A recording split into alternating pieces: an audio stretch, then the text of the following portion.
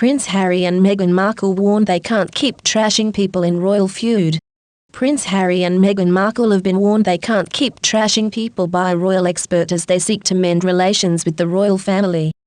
Prince Harry and Meghan Markle have made a splash this week as they feature in Time magazine's list of the 100 most influential people in 2021. The publication shared sharp photos of the Sussexes, which were taken at their California mansion. The cover photo also showed the couple against the backdrop of trees, with Meghan dressed in all white and Harry contrasting in all black. Time also praised the pair for having compassion for the people they don't know, adding, "They don't just opine, they run towards the struggle." The Sussexes have been open about their difficulty working with the royal family since their marriage in 2018.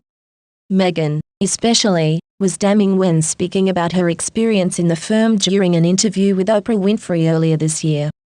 She alleged that a member of the family raised concerns regarding her son Archie's skin before he was born. The Duchess also said she didn't want to be alive anymore as her difficulty adjusting to royal life took its toll.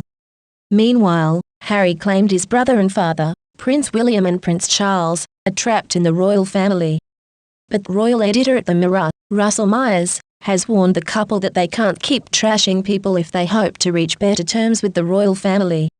He said on the Bod Save the Queen podcast, "It's about time they got on with their own life, not necessarily worrying about other things going on. I think the business of the monarchy has to be treated very differently, and the business of their life and what they want is up to them.